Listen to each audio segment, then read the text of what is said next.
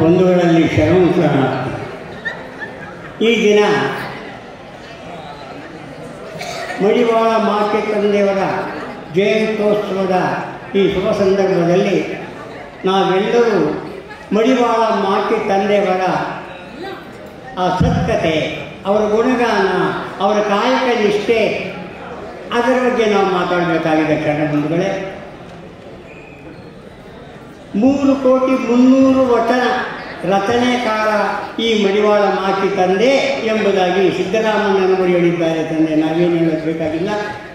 ಇಂತಹ 3,300,000 ವಚನಗಳನ್ನು ರಚನೆ ಮಾಡಿದಂತಹ ಮಡಿವಾಳ ಮಾತೆ ತಂದೆಯವರ ವ್ಯಕ್ತಿತ್ವ ಎಂತಹದ್ದು, ಅದರ ಬಗ್ಗೆ ನನಗೆ ಕೊಟ್ಟಿರ್ತಕ್ಕಂಥ ಅರ್ಧ ಗಂಟೆಗಳ ಕಾಲ ತಮ್ಮ ಮುಂದೆ ಮಂಡಿಸುತ್ತೇನೆ. ಶರಣರು ಈಗಾಗಲೇ ಕರ್ನಾಟಕಾದ್ಯಂತ ಸುಮಾರು 2,795 ವೇದಿಕೆಗಳಲ್ಲಿ ಮಾತೆ ತಂದೆಯವರ ಪ್ರವಚನವನ್ನು ಮಾಡಿದ್ದೇನೆ. ಈಗ ತಮ್ಮ ಮುಂದೆ ಆ ಪರಿಚಯವನ್ನು ಹೇಳ್ತೇನೆ. ಓಂ ಗುರು ಬಸವಲಿಂಗಾಯ ನಮಃ. ಓಂ ಶ್ರೀ ಮಾತೃದೇವ್ಯೋಭ್ಯೋ ನಮಃ. ಶರಣರು, ಗುರುವಿನ ಗುಲಾಮನಾಗುವ ತನಕ ದೊರೆಯದಣ್ಣ ಮುಕುತಿ. ಪುರಂದರದಾಸರ ಈ ವಾಣಿಗೆ ತಲೆಬಾಗಿ ನನ್ನ ಪರಮ ಪೂಜ್ಯ ಗುರುಗಳು ನನ್ನ ತೊದಲು ನುಡಿಗಳಿಗೆ ಮಾರ್ಗದರ್ಶನ ನೀಡಿದ ಮಹನೀಯರೂ ಆದಂತಹ ಶ್ರೀಮದ್ವೇದ ವೇದಾಂತ ಸಕಲಾಮ ಶಾಸ್ತ್ರ ಪುರಾಣ ಇತಿಹಾಸ ಸುಪ್ರಸಿದ್ಧ ಪರಮ ಪೂಜ್ಯ ಶ್ರೀ ರಂಭಾಪುರಿ ವೀರ ಸಿಂಹಾಸನಾಧೀಶ್ವರ ಶ್ರೀ ಶ್ರೀ ಶ್ರೀ ಸಾಗರದ 8 ಜಗದ್ಗುರು ಪ್ರಸನ್ನ ರೇಣುಕ ವೀರ ಸೋಮೇಶ್ವರ ರಾಜ ದೇಶಿಕೇಂದ್ರ ಶಿವಾಚಾರ್ಯ ಭಗವತ್ಪಾದ ಮಹಾಸ್ವಾಮೀಜಿಯವರ ಶ್ರೀಪಾದ ಕಮಲಗಳ ಮೇಲಿನ ಧೂಳನ್ನು ಹಣೆಗೆ ಭಸ್ಮವಾಗಿ ಲೇಪಿಸಿಕೊಂಡು ವಿಶೇಷ ಹೊರುತ್ತೇನೆ. ಶರಣ ಬಂಧುಗಳೇ, ಆನಂದನಾಮ ಸಂವತ್ಸರ ವೈಶಾಖ ಮಾಸದ ಅಕ್ಷಯ ತೃತೀಯದಂದು ರೋಹಿಣಿ ನಕ್ಷತ್ರದಲ್ಲಿ ಮಾದರಸ ಮಾದರಾಂಬಿಕೆಯ ಗರ್ಭಾಂಬುದಿಯಲ್ಲಿ ಜನಿಸಿ ಬಂದ ಅಣ್ಣನ ಅಣ್ಣ ಜಗದಣ್ಣ ವಿಶ್ವಗುರು ವಿಶ್ವವಿಭೂತಿ ಈ ಮಹನೀಯನ ಪಾದಗಳಿಗೆ ವಂದಿಸಿ, ವೀರಗಣಾಚಾರಿ, ವೀರಭದ್ರ ಅವತಾರಿ, ವೀರಗಂಟಿ, 3,300,000 ವಚನಕಾರ ಎಂದು ಪ್ರಖ್ಯಾತಿಯನ್ನು ಪಡೆದಂತಹ ನಮ್ಮ ಕುಲಗುರು ಮಾತೆ ತಂದೆಯವರ ಪಾದಾರ ಬೆಂಡೆಗಳಿಗೆ ನಿಲ್ಲಿಸಿ ಈಗ ಮಾತೆ ತಂದೆಯವರ ವೃತ್ತಾಂತ. ಶರಣಬಂಧುಗಳೇ, ಜಗತ್ತಿನ ಸನಾತನ ಸದ್ಧರ್ಮಗಳಲ್ಲಿ ಬಹು ಶ್ರದ್ಧಾ ಭಕ್ತಿಯ ಧರ್ಮ ಎಂದರೆ ಶೈವ ಧರ್ಮ, ಶರಣ ಧರ್ಮ, ಅದುವೇ ವೀರಶೈವ ಧರ್ಮ, ಲಿಂಗವಂತನ ಧರ್ಮ. ಈಗ ಆ ಲಿಂಗವಂತ ಧರ್ಮದಲ್ಲಿ ಮಹಾನುಭಾವ ಜಗದಣ್ಣ ವಿಶ್ವಗುರು ಭಕ್ತಿ ಭಂಡಾರಿ ಬಸವಣ್ಣನವರ ಮಹಾಮನೆಯಲ್ಲಿ ಎಂತೆಂತಹ ಮಹಾನುಭಾವರಿದ್ದರು. ಅಣ್ಣರ ಅಣ್ಣ ಜಗದಣ್ಣ ವಿಶ್ವಗುರು ಭಕ್ತಿ ಭಂಡಾರಿ ಬಸವಣ್ಣ, ಶೂನ್ಯ ಸಿಂಹಾಸನಾಧೀಶ್ವರ ಅಲ್ಲಮ ಪ್ರಭು, ಶತಸ್ಥಲ ಚಕ್ರವರ್ತಿ ಚನ್ನಬಸವಣ್ಣ, ಮಹಾಜ್ಞಾನ ಸಿದ್ದರಾಮಣ್ಣ, ವೀರಗಣಾಚಾರಿ ಮಡಿವಾಳ ಮಾತಯ್ಯ. ಶರಣಬಂಧುಗಳೇ, ಮಾತೆ ತಂದೆಯವರನ್ನ ವೀರಗಣಾಚಾರಿ ಎಂಬುದಾಗಿ ಸಂಬೋಧನೆ ಮಾಡಿದ್ದಾರೆ. ಶರಣಬಂಧುಗಳೇ, ವೀರಗಣಾಚಾರಿ ಮಡಿವಾಳ ಮಾತಯ್ಯ, ಶಿವಭಕ್ತ ಚಿಂತಾಮಣಿ ಕುಂಬಾರ ಗುಂಡಯ್ಯ, ಮೇದಾರ ಕೇತಯ್ಯ, ಕಾಯಕನಿಷ್ಠ ಮೇದಾರ ಕೇತಯ್ಯ, ಮೂಲಿಗೆ ಮಾಲಯ್ಯ, ಸಮಗಾರ ಅರಳಯ್ಯ, ಅಡಪದ ಅಪ್ಪಣ್ಣ, ತುರುಗಾಯಿ ರಾಮಣ್ಣ, ಕುರುಬ ಗೊಲ್ಲಾಲೇಶ, ಒಕ್ಕಲಗೆರೆ ಮುದ್ದಣ್ಣ, ಅಕ್ಕ ಮಹಾದೇವಿ, ಅಕ್ಕ ನಾಗಮ್ಮ, ಗಂಗಾಂಬಿಕ, ನೀಲಾಂಬಿಕ, ದುಗ್ಗಳೆ, ಶರಣ ಸಂತವ್ವ, ಕಲ್ಯಾಣಮ್ಮ, ಮಲ್ಲಿಗಮ್ಮ, ರೇಖವೇ, ಕಾಲವೇ, ಮುಕ್ತಾಯಕ್ಕ, ಬೊಂತಾದೇವಿ, ಮಹಾದೇವಿ ತಾಯಿ. ಇಂತಹ ಶರಣ ಸರಣಿಯರು ಜಗದಣ್ಣ ವಿಶ್ವಗುರು ಭಕ್ತಿ ಭಂಡಾರಿ ಬಸವಣ್ಣನವರ ಮಹಾಮನೆಯಲ್ಲಿದ್ದಂತಹ ಮಹಾನುಭಾವ. ಹಾಗಾದರೆ ಈ ವೀರಗಣಾಚಾರಿ ಮಡಿವಾಳ ಮಾಚಯ್ಯ ವೀರಗಣಾಚಾರಿ ಎಂಬುದಾಗಿ ಸಂಬೋಧನೆ ಮಾಡ್ತಾರೆ ಬಂಧುಗಳೇ. ಈ ವೀರಗಣಾಚಾರಿ ಮಡಿವಾಳ ಮಾಚಯ್ಯ ಹುಟ್ಟಿದ್ದಾಗದಲ್ಲಿ ಅವರ ತಂದೆ ತಾಯಿಗಳಾರು, ಅವರ ಗುರುಗಳಾರು ಎಂಬುದನ್ನು ನಾವು ಸದಾ ನೆನಪಿನಲ್ಲಿ ಇಟ್ಕೋಬೇಕಾಗಿದೆ. ಬಿಜಾಪುರ ಜಿಲ್ಲೆಯ ಸಿಂದಗಿ ತಾಲೂಕಿನ ದೇವರ ಹಿಪ್ಪಲಿಗೆ ಎಂಬ ಗ್ರಾಮದಲ್ಲಿ ಶರಣ ದಂಪತಿಗಳಾದ ಪರ್ವತಯ್ಯ ಸುಜ್ಞಾನಾಂಬೇರ ಗರ್ಭಾಂಬುದಿಯಲ್ಲಿ ಜನಿಸಿ ಬಂದ ಕಂದಯ್ಯ ನಮ್ಮ ಮಡಿವಾಳ ಮಾಚಯ್ಯ. ಇದು ಪ್ರತಿಯೊಬ್ಬರೂ ನೆನಪಿನಲ್ಲಿ ಇಟ್ಕೋಬೇಕಾಗಿದೆ ಶರಣ ಬಂಧುಗಳೇ. ಮಾಚಿದೇವ ಯಾರು, ಅವರ ತಂದೆ ಯಾರು, ಅವರ ತಾಯಿ ಯಾರು, ಅವರ ಗುರು ಯಾರು, ಇದರ ಬಗ್ಗೆ ನಮಗೆ ಅರಿವಿಲ್ಲದೆ ಇದ್ದರೆ ನಮಗೆ ಕುಲಗುರುವಿನ ಪರಿಚಯ ಆಗಲ್ಲ.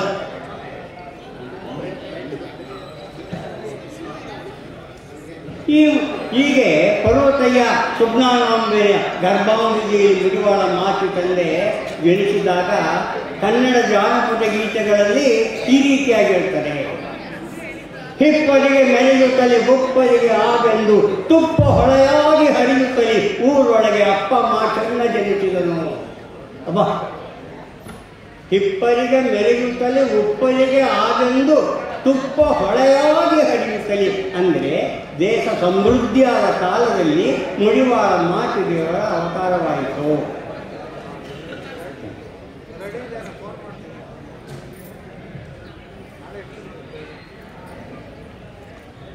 ಮಡಿವಾಳ ಮಾಚಿದೇವರು ಮಡಿವಾಳ ಮಾಚಯ್ಯ ಕಡುಭಕ್ತ ತಾನಾಗಿ ಹಡೆದವರ ಕೆಲಸ ಕೈಗೊಂಡ. ಅವರ ತಂದೆ ತಾಯಿ ಕಾಯಕ ಮಡಿಕಾಯಕ, ಬಟ್ಟೆ ಮಡಿ ಮಾಡ್ತಕ್ಕಂಥ ಕಾಯಕ. ಈ ಮಡಿವಾಳ ಮಾಚಿದೇವ ಮಡಿವಾಳ ಮಾಚಯ್ಯ ಕಡುಭಕ್ತ ತಾನಾಗಿ ಹಡೆದವರ ಕೆಲಸ ಕೈಗೊಂಡ ಊರೊಳಗೆ ಬಡವರಿಗೆ ಭಾಗ್ಯ ನಿಧಿಯಾದ ಅವ ಅಂತಹ ಗುಣವಂತ ಮಡಿವಾಳ ಮಾಚಿದೇವ.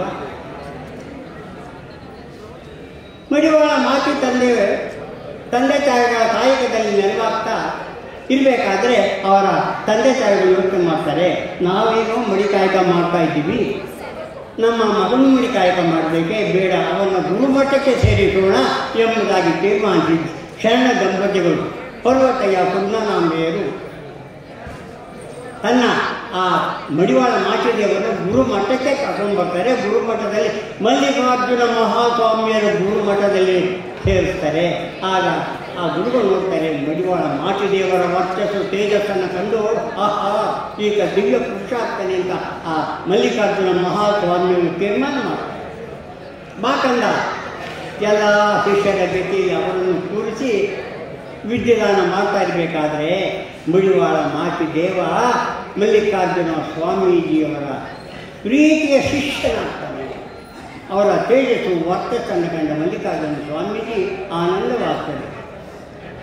ಆದರೆ ಆ ಗುರುಮಠದಲ್ಲಿದ್ದಂಥ ಎಲ್ಲರಿಗೂ ಕೂಡ ಹೊಟ್ಟೆ ಕಿಚ್ಚು, ಅಸೂಯೆ.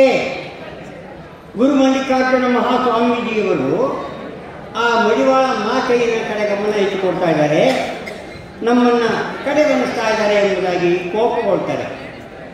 ಆಗ ಗೊತ್ತಾಗುತ್ತೆ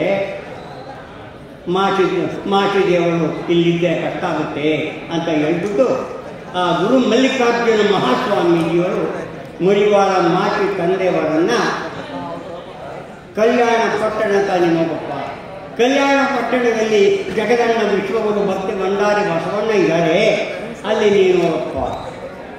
ಬಸವಣ್ಣ ಎಂಬ ವಾಕ್ಯವನ್ನು ಕೇಳಿದ ತಕ್ಷಣವೇ ಮಡಿವಾಳ ಮಾಚಿದೇವ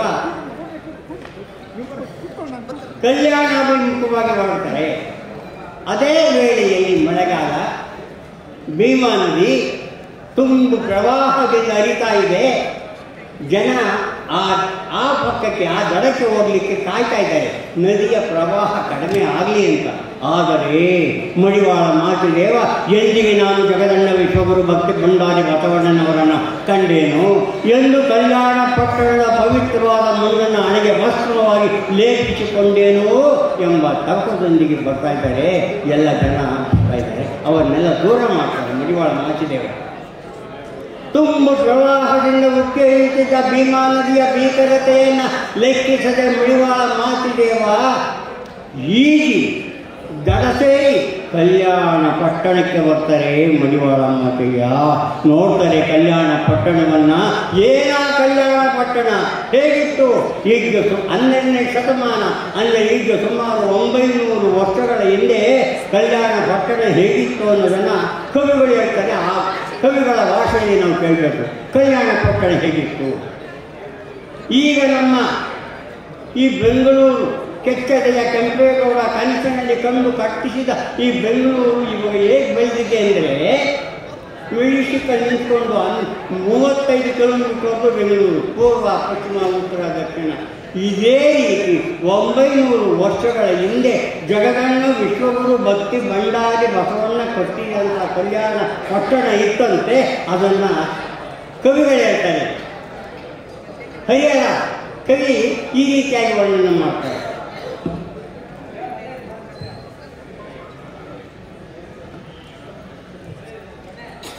ಯಾವ ರೀತಿ ಇತ್ತು ಎಂದರೆ ಕಲ್ಯಾಣ ಪಟ್ಟಣ ಹಳೆಗನ್ನಡದಲ್ಲಿ ಕಲ್ಯಾಣ ಪಟ್ಟಣ ವರ್ಣನೆಯನ್ನು ಹರಿಹರ ಈ ರೀತಿ ಹೇಳ್ತಾನೆ.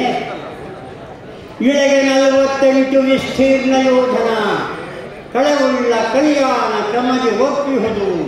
ಚಂದ್ರ ಸೂರ್ಯರ ಬೀದಿ ಚಲುವುಳ್ಳ ಮಾಳಿಗೆಗಳು ಮಂದಿರ ಮದನ ಮಂಟಪಗಳೇನೆಂದೆ. ಮದನ ಕೈಮಾಳಿಗೆ ಚದುರ ಬೋಧಿಗೆ ಕಂಬ ಕುದಿದ ಕನಕದ ನೋವೆ ಮುದಲಿ ಒಪ್ಪಿಹುದು. ನಿಲಯಗಳಲ್ಲಿ ಕೊಳಲು ಕಿತ್ತಳೆ ಬಾಳೆ ಎಳನೀರು ತೆಂಗು ದ್ರಾಕ್ಷಿ ಖರ್ಜೂರ ಮೊಲ್ಲೆಗೆ ಜಾಜಿ ಮರುಗ ಸೇವಂತಿಗೆ ಬಿಲ್ವ ಪತ್ರೆ ವೃಕ್ಷಗಳು ಎಲ್ಲೆಲ್ಲಿ ರೋದಿದರು. ಮನೆಗೆ ಶೃಂಗಾರ ಮನವೊಪ್ಪಿ ಇರುತ್ತಿಹುದು ಘನದೇವರ ತನೇಮ ದಿನಚರ್ಯ ನೆರವು. ಹೋಮ ನೇಮವು ಜಪವು ಸ್ವಾಮಿ ದರ್ಶನ ತಪವು ಈ ಮಹಾಪುರದೊಳಗೆ ಬಲು ಒಪ್ಪುತ್ತಿಹುದು. ಹಿರಿಯರು ಮಾನ್ಯರು ಪರಮಸದ್ಭಕ್ತರು ಚರಲಿಂಗ ಮೂರ್ತಿಗಳು ಪುರದು ತುಂಬಿಗಳು. ಇಂತಿಪ್ಪ ನಗರದವಳು ಅಧಿಕವಾಗಿಪ್ಪ ಸಂತ ಸೊಪ್ಪುವ ನಮ್ಮ ಬಸವಣ್ಣನ ಅರಮನೆಯು. ಮೇನ್ ಆ ಯುಗ ಬಿಜ್ಜುಳನು ಸಕಲ ಸುಖ ಭೋಗಾದಿಗಳಿಂದ ಮೆರೆಯುತ್ತಿರುವನು ಎಂಬುದಾಗಿ ಕಲ್ಯಾಣ ಪಟ್ಟಣದ ವರ್ಣನೆಯನ್ನು ಕವಿತಾರ್ಭವಮ ಹರಿಹರ ಈ ರೀತಿ ಹೇಳಿದ್ರೆ ಆನಂದವಾಗ್ತದೆ. ಇಂಥ ಕಲ್ಯಾಣ ಪಟ್ಟಣಕ್ಕೆ ಬರ್ತಾರೆ ಮಡಿವಾಳ ಮಾಚಿದೇವ. ಶರಣಾರ್ಥಿ ಹೇಳ್ತಾರೆ. ಕಲ್ಯಾಣ ಪಟ್ಟಣದ ಪವಿತ್ರವಾದ ಮಣ್ಣನ್ನು ಹಣೆಗೆ ಭಸ್ಮವಾಗಿ ಲೇಪಿಸಿಕೊಂಡು ಪುರ ಪ್ರವೇಶ ಮಾಡ್ತಾರೆ. ಕಲ್ಯಾಣದ ಕೇರಿಯಲ್ಲಿ ಪುಟ್ಟ ಕುಟೀರವೊಂದನ್ನು ಕಟ್ಟಿಕೊಂಡು ತನ್ನ ನಿಷ್ಠೆಯ ಕಾಯಕವಾದ ಮಿಡಿ ಕಾಯಕದಲ್ಲಿ ನಿರತರಾಗ್ತಾರೆ. ಮರುದಿನವೇ ನಸು ಕರಿದು ಹರಸಿದನು ಜನದೊಡೆಯ. ಇವು ಕನ್ನಡ ಜಾನಪದ ಗೀತೆಗಳು ಮತ್ತು ಹಂಚಿಯ ಹಾಡುಗಳಲ್ಲಿ ಇದನ್ನು ಉಲ್ಲೇಖ ಆಗ್ತದೆ. ಮರುದಿನವೇ ನಸು ಕರಿದು ಹರಸಿದನು ಜನದೊಡೆಯ. ಶರಣ ಮಾತನಿಗೆ ಬೋಲು ಬೆಳಕ ಕಾಯಕದ ಕಿರಣ ಬೆಳಗಂದ ಜನಕ್ಕಂದು. ವೀರಗಂಟೆಯ ನಾದ ಕೇರಿಗೆ ತಲುಪಿ. ವೀರಗಂಟೆ ಮಡಿವಾಳ ಮಾಚಿದೇವರಲ್ಲಿ ಟೊಂಕದಲ್ಲಿ ಖಡ್ಗ, ಕೈಯಲ್ಲಿ ವೀರಗಂಟೆ ಈಗ ತಂದೆ ತಾಯಿಗಳೇ. ಆ ವೀರಗಂಟೆಯನ್ನು ಅವರು ವೀರಗಂಟೆಯ ನಾದ ಕೇರಿಗೆ ತಲುಪಿ ಸಾರಿ ಮಾತೆಯ ಬರುವನ್ನು ಬೀರಿ ಕಾಯಕದ ಹೊತ್ತನ್ನ. ಮಡಿವಾಳ ಮಾತೆಯರ ಸೂರ್ಯೋದಯಕ್ಕೆ ಮುಂದವೇ ಶುಚಿಭೂತರಾಗಿ ಶಿವಶರಣರ ಆ ಮೈಲಿಗೆ ಬಟ್ಟೆಗಳನ್ನು ಕಟ್ಟಿಕೊಂಡು ಹೊತ್ತು ತ್ರಿಪುರಾಂತಕ್ಕೆ ಕೆರೆಗೆ ಹೋಗಿ ಮಡಿ ಮಾಡಿ ಅವುಗಳನ್ನು ಕೊಟ್ಟು ದಾರಿಯಲ್ಲಿ ಬರುತ್ತಿರುವಾಗ ವೀರಗಂಟೆಯನ್ನು ಢಣ ಢಣ ಢಣ ಎಂಬುದಾಗಿ ಬಾರಿಸ್ತಾ ಇದ್ದರಂತೆ. ಆ ವೀರಗಂಟೆ ಶಬ್ದಕ್ಕೆ ಕಲ್ಯಾಣ ಪಟ್ಟಣದಲ್ಲಿ ಮಲಗಿದ್ದಂಥ ಮೇದಾರ ಕೇಕಯ್ಯ, ಮುಳಿಗೆ ಮಾರಯ್ಯ, ಸಮಗಾರ ಹರಳಯ್ಯ, ಹಡಪದ ಅಪ್ಪಣೆಯವರೆಲ್ಲ ಅಯ್ಯೋ ಮಾಚಿದೇವರು ಕಾಯಕ ಮುಚ್ಚಿ ಬರ್ತಾ ಇದ್ದಾರೆ, ನಾವಿನ್ನೂ ಮಲಗಿದ್ದೀವಲ್ಲ ಅಂತ ಲಘು ಬಗೆಯಿಂದ ಎದ್ದು ಅವರವರ ಕಾಯಕಕ್ಕೆ ಹೋಗ್ತಾ ಇದ್ದರಂತೆ. ಇದು ವೀರಗಂಟೆಯ ಮಹತ್ವ. ಕಾಯಕ ನಿಷ್ಠೆಯನ್ನು ತೋರಿಸದೆ ಮಾಚಿದೇವರು. ಹೀಗಿರಬೇಕಾದ್ರೆ ಆ ಕಲ್ಯಾಣ ಪಟ್ಟಣದಲ್ಲಿ ಮಡಿವಾಳ ಮಾಚಿದೇವ ಕಾಯಕ ಮಾಡ್ತಾ ಇರಬೇಕಾದ್ರೆ ಅವ್ರು ಹೇಳ್ತಾರೆ, ನಾನು ಶರಣರ ವಸ್ತ್ರವನ್ನಲ್ಲದೆ ಅನ್ಯರ ವಸ್ತ್ರವನ್ನು ಕೈಯಿಂದಲೂ ಮುಟ್ಟುವುದಿಲ್ಲ. ಇದು ಮಾಚಿದೇವರ ದಿಟ್ಟತನ. ನಾನು ಶರಣರ ವಸ್ತ್ರವನ್ನಲ್ಲದೆ ಅನ್ಯರ ವಸ್ತ್ರವನ್ನು ಕೈಯಿಂದಲೂ ಮುಟ್ಟುವುದಿಲ್ಲ ಎಂಬ ವೀರ ಪ್ರತಿಜ್ಞೆ ಮಾಡಿ ಕಾಯಕ ಮಾಡ್ತಾ ಇರ್ತಾರೆ. ಅಲ್ಲಿರ್ತಕ್ಕಂಥ ಜನಗಳಿಗೆ ಅವರಿಗೆ ಹೇಳ್ತಾರೆ, ಆಹಾ ಎಲ್ಲ ಮಡಿವಾಳ ಶರಣರ ವಸ್ತ್ರವನ್ನು ಮಾತ್ರ ಮಡಿ ಮಾಡ್ತಾನೆ, ಬೇರೆಯವರ ವಸ್ತ್ರವನ್ನು ಕೈಯಿಂದಲೂ ಮುಟ್ಟದಂತೆ. ಇವನಿಗೆ ಎಷ್ಟು ಅಹಂಕಾರ. ಹಾಗಾಗಿ ಏನು ಮಾಡಬೇಕು? ಇವನ ಅಹಂಕಾರವನ್ನು ಮಟ್ಟಾಕಬೇಕಾದ್ರೆ ನಾವು ಒಂದು ಉಪಾಯ ಮಾಡೋಣ. ಏನು? ಮಡಿವಾಳ ಮಾಚಿದೇವ ಶಿವಶರಣರ ವಸ್ತ್ರವನ್ನು ಮಡಿ ಮಾಡಿ ದಾರಿಯಲ್ಲಿ ಹೊತ್ತು ಬರ್ತಾ ಇದ್ದಾರೆ. ಆಗ ನಾವು ಒಬ್ಬ ಕುಡುಕನಿಗೆ ಚೆನ್ನಾಗಿ ಕುಡಿಸಿ ಆ ಮಡಿ ಬಟ್ಟೆಯನ್ನು ಮುಟ್ಟಿಸೋಣ. ಆ ಬಡಿ ಬಟ್ಟೆ ಮೈಲಿ ಆಗ್ತದೆ. ಅಷ್ಟೂ ಬಟ್ಟೆಯನ್ನು ಮತ್ತೆ ಅವನು ಹೋಗಿ ತ್ರಿಪುರ ಅಂತ ಕೆರೆಯಲ್ಲಿ ಮಡಿ ಮಾಡಬೇಕು. ಇದೇ ಅವನಿಗೆ ಕೊಡ್ತಕ್ಕಂಥ ಶಿಕ್ಷೆ ಅಂತ ತೀರ್ಮಾನ ಮಾಡ್ತಾರೆ. ಎಲ್ಲರೂ ಸೇರಿ ಒಬ್ಬ ಕುಡುಗನಿಗೆ ಚೆನ್ನಾಗಿ ಕುಡಿಸಿ ಮಡಿವಾಳ ಮಾಚಿದೇವ ಬರುವ ದಾರಿ ಅಡ್ಡಲಾಗ್ಬಿಡ್ತಾರೆ. ಮಾಚಿದೇವ ಓಂ ನಮಃ ಶಿವಾಯ, ಓಂ ನಮಃ ಶಿವಾಯ ಗಂಟೆ ಬಾರಿಸ್ತಾ ಬರ್ತಾ ಇದ್ದಾರೆ. ಈ ಕುಡುಕ ಓಡಾಡುತ್ತಾ ಓಡಾಡುತ್ತಾ ಓಡಾಡುತ್ತಾ ಓಡಾಡುತ್ತಾ ಮಡಿವಾಳ ಮಾಚಿದೇವರ ಮೇಲೆ ಬರ್ತಾ ಇದ್ದಾನೆ.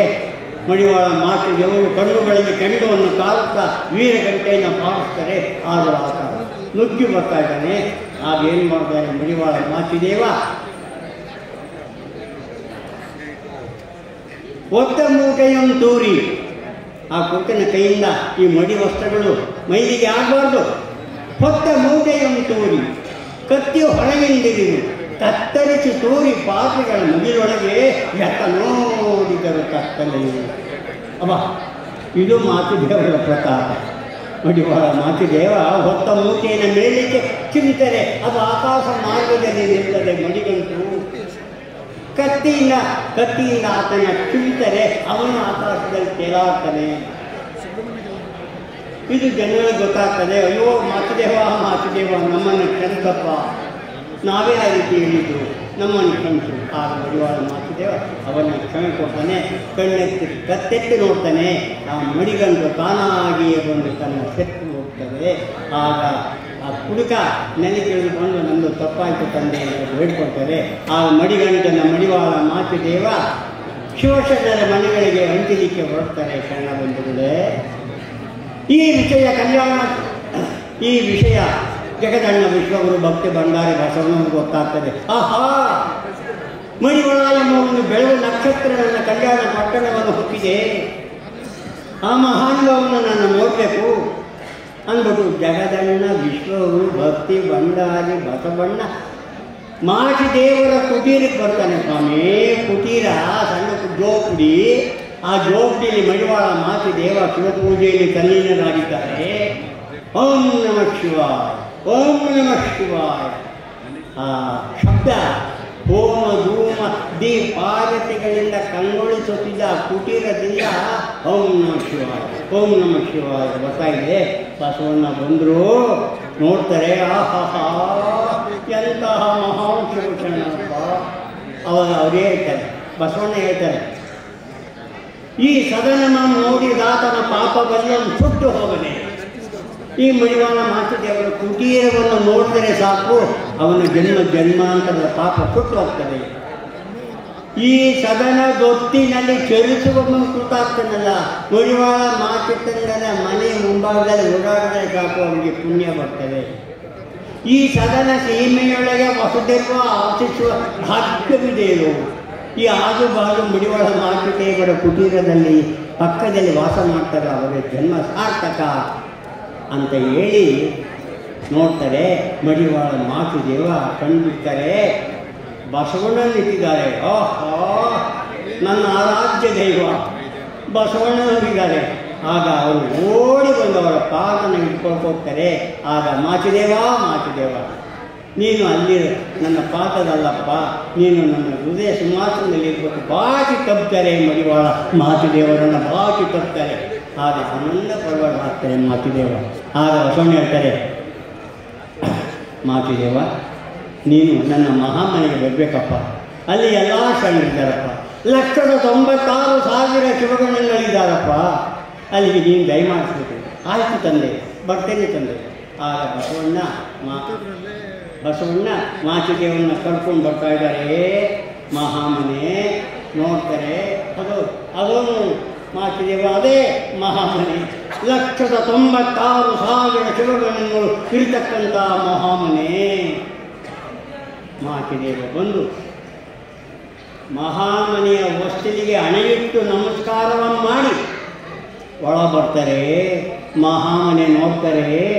ಏನ ಮಹಾಮನೆ ಹೇಗಿತ್ತು? 900 ವರ್ಷಗಳ ಹಿಂದೆ ಜಗದಣ್ಣ ವಿಶ್ವಗುರು ಭಕ್ತಿ ಭಂಡಾರಿ ಬಸವಣ್ಣ ಕಟ್ಟಿದಂಥ ಮಹಾಮನೆ ಹೇಗಿತ್ತು ಅನ್ನೋದನ್ನು ಹರಿಹರ ಹೇಳ್ತಾರೆ, ಕವಿಗಳು ಹೇಳ್ತಾರೆ, ಅದನ್ನು ವರ್ಣನೆ ಮಾಡ್ತಾರೆ. ನಾವೇನಾದರೂ ಅಪ್ಪಿ ತಪ್ಪು ಮೈಸೂರು ಹೋಗಿ ಅರಮನೆಯ ಮಧ್ಯಭಾಗದಲ್ಲಿ ಸಭಾಂಗಣದಲ್ಲಿ ನಿಂತರೆ ಸುತ್ತಲೂ ನೋಡಿದ್ರೆ ಯಾವ ರೀತಿ ಆನಂದದಾಯಕ ಯಕ್ಷಲೋಕ ಅದು ಅಂತ ಕಾಣುತ್ತೆ. ಅದೇ ರೀತಿ 900 ವರ್ಷಗಳ ಹಿಂದೆ ಜಗದಣ್ಣ ವಿಶ್ವಗುರು ಭಕ್ತಿ ಭಂಡಾರಿ ಬಸವಣ್ಣ ಕಟ್ಟಿದ ಅರಮನೆ ಇತ್ತಂತೆ, ಆ ಮಹಾಮನೆ ಇತ್ತಂತೆ. ಅದಕ್ಕೆ ಆ ಕವಿ ಹಳೆಗನ್ನಡದಲ್ಲಿ ಹೇಳ್ತಾನೆ, ಹಳೆಗನ್ನಡದಲ್ಲಿ ವರ್ಣನೆ ಮಾಡ್ತಾನೆ. ಮತ್ತಂ ಭವನದ ದ್ವಾರ ಅಟ್ಟಲು ರುದ್ರಾಕ್ಷಿಯ ಸೂಸಕಗಳ ಮುತ್ತಿನ ತೋರಣಗಳ ರತ್ನದ ಗೊಂಡೆ ಕುಚ್ಚುಗಳ ಥಳಥಳಿಸುವ ಪಂಗ ವಾಟಣಿಗಳ ಕನ್ನಡೀಕಲ ಸೈಗಳ ಹಿಡಿದು ಆರತಿಯ ನೆಟ್ಟುವ ಕನ್ನಿಕೆಯರ ಮತ್ತಂ ಭವನದ ಇಕ್ಕೆಳೆದೋಳ್ ಮಧ್ಯದೋಳ್ ಮಂಟಭಾಗದೋಳ್ ಶಿವಲಿಂಗಾರ್ಚನೆ ಮಾಡುವ ಜಗದಣ್ಣ ವಿಶ್ವಗುರು ಭಕ್ತಿ ಭಂಡಾರಿ ಬಸವಣ್ಣನ ಸ್ತುತಿಸುವ ವಚನಗಳು ನೋಡುವ, ಗದ್ಯವಂ ಕೇಳುವ, ಅರ್ಥವಂ ಕೇಳುವ, ಹಾಡುವ ಆದ್ಯರ ಅನುಭವವು ಲಾಲಿಸುತ್ತ ರಹಸ್ಯಗಳನ್ನು ಉಚ್ಚರಿಪರ ಆಡುವ ಗಾಣರ ಆಡುವ ಪಾತ್ರದ ಕೊಂಡಾಡುವ ಭಟ್ಟಾಳಿಗಳಿಂ ಮೆರೆವ ಬಸವೇಶ್ವರನ ಮಹಾಮನೆಯನ್ನು ಮಡಿವಾಳ ಮಾಚಿಟ್ಟರಿಂದ ಪ್ರವೇಶ ಮಾಡ್ತಾರೆ. ಮಹಾಮನೆ ಪ್ರವೇಶ ಮಾಡಿದ್ದಾರೆ. ಸುತ್ತಲೂ ನೋಡ್ತಾರೆ. ನಿಮ್ಮ ಹಾಗೆ ಎಲ್ಲ ಶರಣರು ಕೂತಿದ್ದಾರೆ. ಕುಳಿತು ವಚನದ ರಚನೆಯಲ್ಲಿ ತೊಡಗಿದ್ದಾರೆ ಶರಣಬಂಧುಗಳೇ. ಮಹಾಮನೆಯಲ್ಲಿ ಎಲ್ಲ ಶಿವಶರಣರು ವಚನದ ರಚನೆಯಲ್ಲಿ ತೊಡಗಿದ್ದಾರೆ. ಮಾಚಿದೇವ ಸುತ್ತಲೂ ನೋಡ್ತಾರೆ. ಅಬ್ಬಾ, ಎಲ್ಲ ವಚನದ ರಚನೆಯಲ್ಲಿ ತೊಡಗಿದ್ದಾರೆ. ಒಬ್ಬೊಬ್ಬ ಸಂತೋಷ ಆಗ್ತದೆ. ಆಗ ಒಬ್ಬ ಶರಣ ಒಂದು ಮೂಲೆಯಲ್ಲಿ ನಿಂತ್ಕೊಂಡು ಒಂದು ವಚನವನ್ನು ಹೇಳ್ತಾನೆ. ಶರಣಬಂಧುಗಳೇ, ಆನೆ ಕುದುರೆ ಬಂಡಿ ಭಂಡಾರವಿದ್ದೊಡೇನು.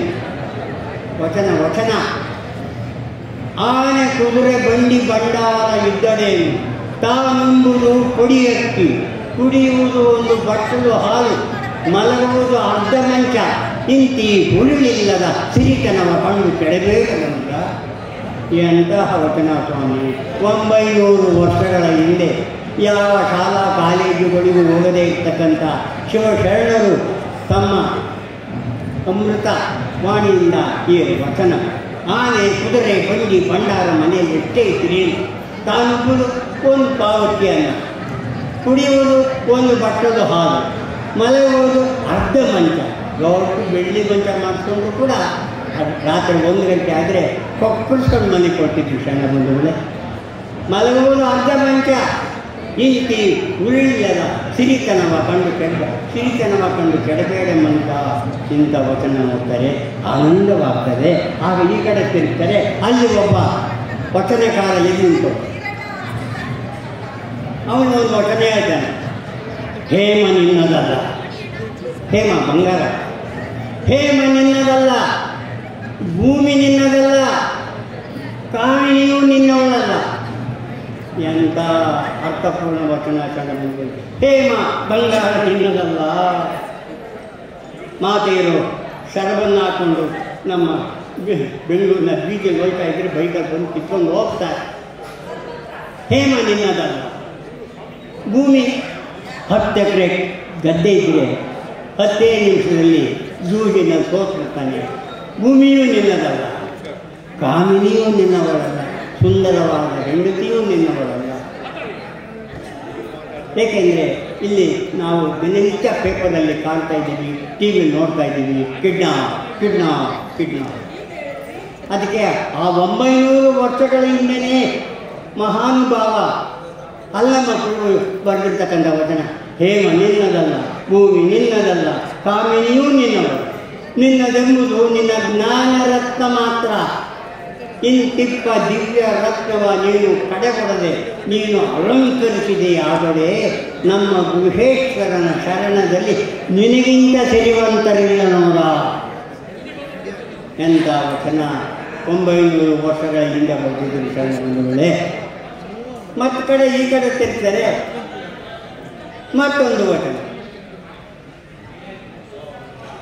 ಹಸಿವಾದೊಡೆ ಊರೊಳಗೆ ಭಿಕ್ಷಾನ್ನ, ಇದು ವೈರಾಗ್ಯ ನಿಧಿ ಅಕ್ಕ ಮಹಾದೇವಿಯವರು ಬರೆದಿರ್ತಕ್ಕಂಥ ವಚನ.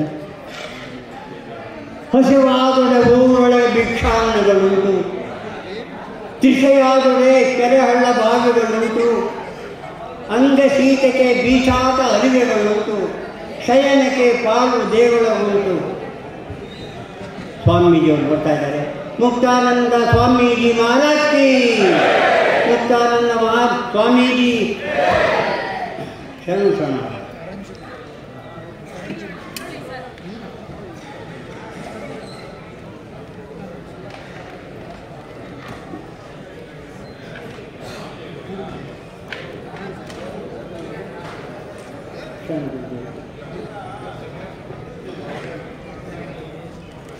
ಸರಿ,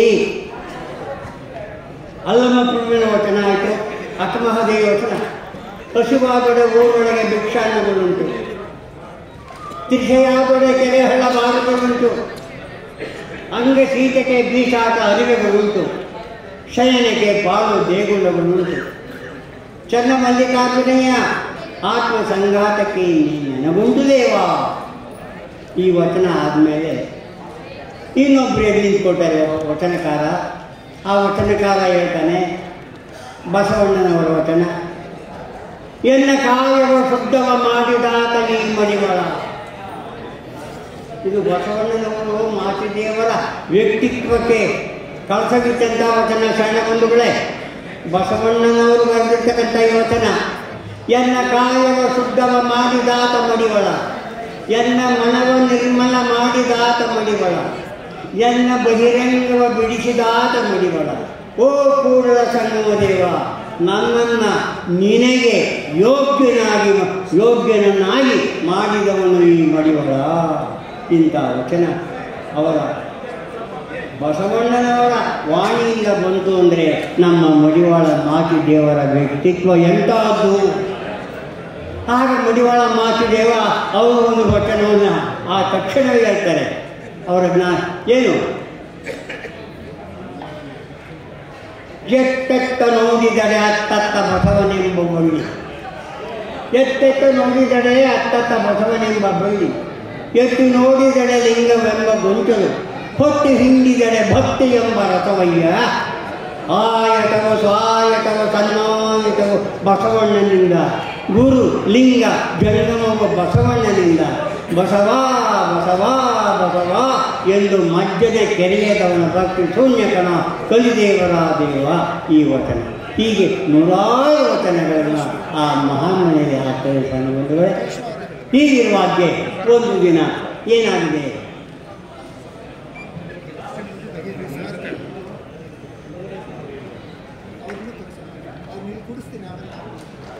ತುಂಬಿದ ಸಭೆಯಲ್ಲಿ ಬಿಜ್ಜಳ ಕುಳಿತು ಶರಣರ ವಸ್ತ್ರವ ನೋಡಿದನು. ಬಿಜ್ಜಳ ರಾಜ ಶಿವಾಸನ ಕೂತಿದ್ದಾನೆ, ಎಲ್ಲ ಅಧಿಕಾರಿಗಳಿದ್ದಾರೆ. ಆಗ ತುಸು ತಡವಾಗಿ ಬಸವಣ್ಣ ಬರ್ತಾರೆ. ಎಲ್ಲಿಗೆ? ರಾಜನ ಆಸ್ಥಾನಕ್ಕೆ. ಆಗ ರಾಜನ ಆಸ್ಥಾನಕ್ಕೆ ಬಂದ ತಕ್ಷಣವೇ ದಿಕ್ಕಿನ ಬೆಳಕಾಯ್ತಂತೆ. ಆಗ ಬಿಜ್ಜಳ ನೋಡ್ತಾರೆ. ತುಂಬಿದ ಸಭೆಯಲ್ಲಿ ಬಿಜ್ಜಳ ಕುಳಿತು ಶರಣರ ವಸ್ತ್ರವ ನೋಡಿದನು, ಥಳಥಳ ಒಳೆಹುದ ನೋಡಿದನು. ಈ ಪರಿ ಶುದ್ಧಿಗೆ ಕಾರಣರು ಯಾರು ಎಂದು ಬಸವಣ್ಣಗೆ ಬಿಜ್ಜಳ ಬಸವಣ್ಣಗೆ ಕೇಳಿದರು. ಬಸವಣ್ಣನ ಕೇಳ್ತಾರೆ, ಬಸವಣ್ಣ, ಈ ನಿನ್ನ ಉಡುಪನ್ನು ಶುಭ್ರವಾಗಿರ್ತವೆ ಫಳ ಹೊಡಿತಕ್ಕಂಥ ವಸ್ತ್ರವನ್ನು ಮಡಿ ಮಾಡಿದವರು ಯಾರು?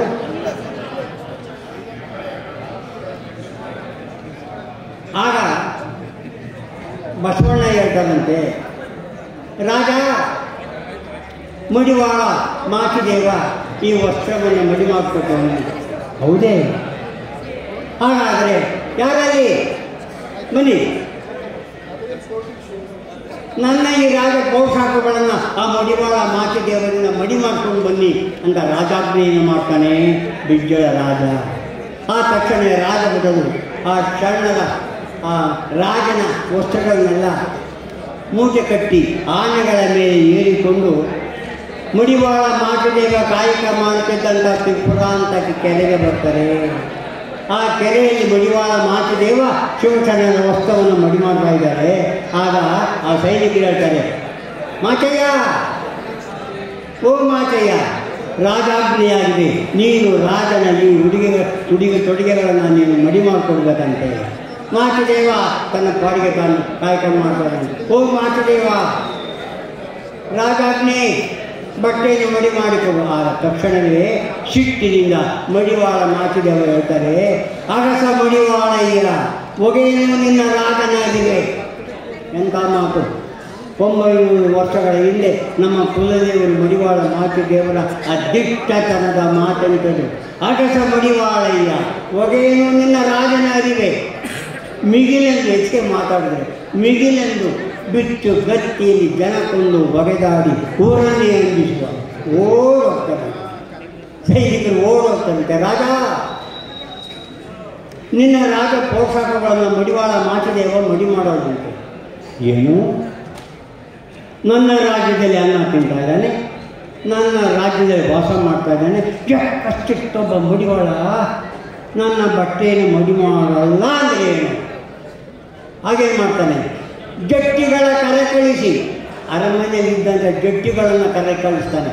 ಜಟ್ಟಿಗಳ ಕರೆ ಕಳಿಸಿ ಕೈಯನ ಗುಟ್ಟು ಹಿಡಿ ಎಳತರಿಸಿ ಕಟ್ಟಿ ಒಡೆದವನ ಬಿಗಿ ಹಚ್ಚಿ ನೀವೆಲ್ಲ ಕುಟ್ಟಿತಾನೆಂದವನ ಕೈಯಲ್ಲಿ. ಹೋಗಿ ಜಟ್ಟಿಗಳೇ ಆ ಕೈಯನ್ನು ಎಳ್ಕೊಂಡು ಕಂಬ ಕಟ್ಟಿ ಅವನಿಗೆ ಹೊಡೀರಿ ಅಂತಾರೆ. ಆ ಜಟ್ಟಿಗಳು ಬರ್ತಾರೆ, ಮಾಚಿದೇವ ಮಡಿ ಮಾಡ್ತಾನೇ ಇದ್ದಾರೆ. ಆಗ ನೋಡ್ತಾರೆ, ಮಡಿವಾಳ ಮಾಚಿದೇವ ಆ ಜಟ್ಟಿಗಳ ರೆಟ್ಟೆಯನ್ನು ಮುರಿದು ಕಳಿಸ್ತಾರೆ. ಅದು ಓಡಿ ಬರ್ತಾರೆ, ರಾಜ, ನಮ್ಮ ರೆಟ್ಟೆಯನ್ನು ಮುರಿದು ಕಳಿಸಿದ್ದಾರೆ ಮಡಿವಾಳ ಮಾಚಿದೇವ. ಹೌದೇ? ಅಪ್ಪ, ನನ್ನ ಸೈನಿಕರನ್ನು, ನನ್ನ ಅರಮನೆಯಲ್ಲಿದ್ದಂಥ ಜಟ್ಟಿಗಳನ್ನು ಇರಲಿ.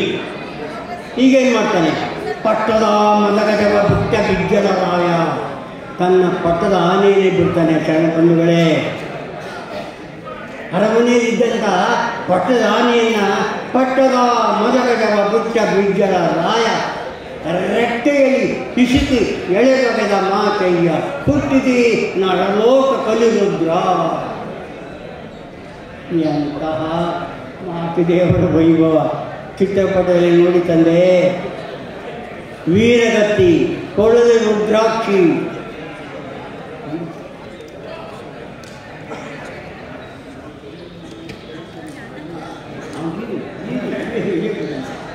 ಈ ರೀತಿಯಾಗಿ ಮಹಾನುಭಾವ ಮಡಿವಾಳ ಮಾಚಿದೇವ 2 ಗಂಟೆ ಬೇಕು ನನಗೆ ಇರಲಿ ಅಂತ ಮಹಾನುಭಾವ ಹೇಳಿದ್ದಾರೆ. ಇಷ್ಟು ನನಗೆ ಅವಕಾಶ ಮಾಡಿಕೊಟ್ಟಿದ್ದು ಮಾಚಿದೇವರ ಸತ್ಕತೆಯನ್ನು ತಮ್ಮಂಥ ಶರಣ ಬಂಧುಗಳ ಅರ್ಪಿಸಿದ್ದೇನೆ. ಇನ್ನು ಬಹಳ ಇದೆ ಮಾಚಿದೇವರ ಘನತೆ, ಸಂತೋಷ. ಇವರು 3,300,000 ವಚನವನ್ನು ಬರೆದಿರೋದ್ರಿಂದ ಅಂತಹ ಮಹಾನುಭಾವ ನಮ್ಮ ಕುಲಗುರುಗಳಾಗಿದ್ದಾರೆ.